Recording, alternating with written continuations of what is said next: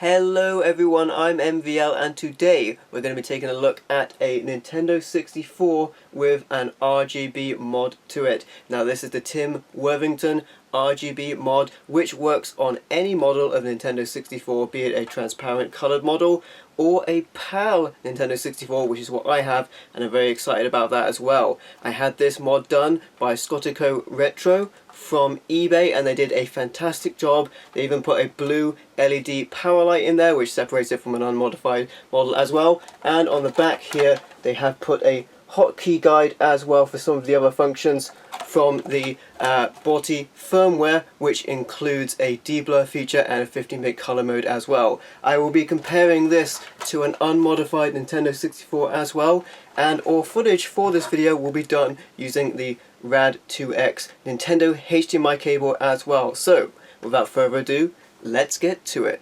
The first thing I would like to show you is an unmodified Nintendo 64 with composite video. The yellow light there tells you this is composite video, and the RAD2X will line double that through HDMI for this video.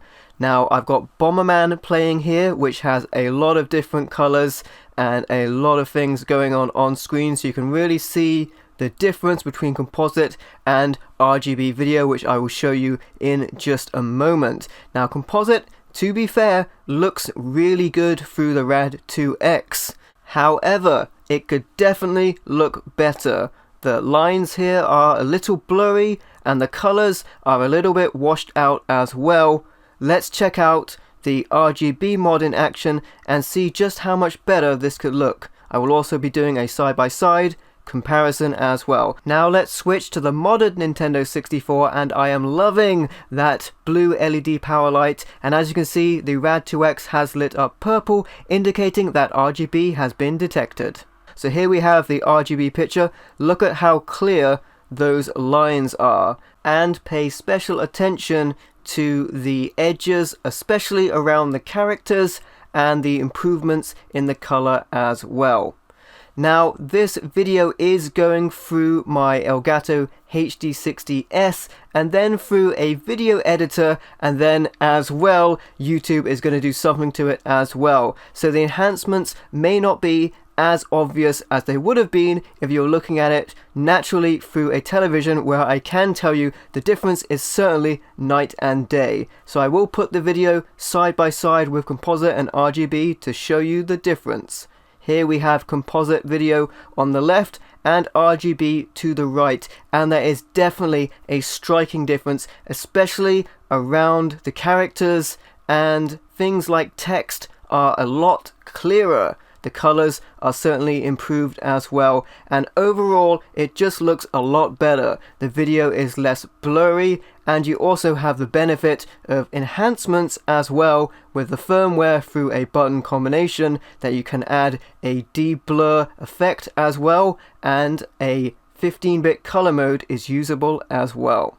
Now pay close attention to the straight lines here, and Mario, as you can see the character is much less blurry, as is the text on screen. Look at the bricks in the background, they are much better on the RGB picture, and overall it just looks fantastic.